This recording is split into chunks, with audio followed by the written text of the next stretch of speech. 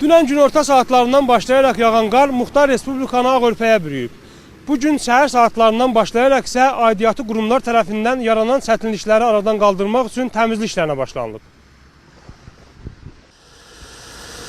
Naxçıvan şəhəri İcra Hakimiyyəti və aid tabeli təşkilatlar tərəfindən avtomobil yollarında, şəhər daxili küçə və prospektlərdə qarın təmizlənməsi, buzlaşmanın qarşısının alınması məqsədi ilə texnika və canlı qüvvə səfərbər olunub.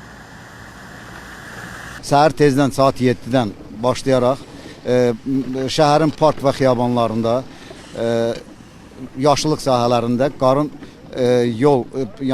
piyada yollarında qarın təmizlənməsi işləri aparılır və ümumiyyətlə bu işlərin aparılması mütəmadi olaraq davam olunacaq günün axırına qədər. Salih Əliyev, Cavad Hüseynov, NTV Xəbər.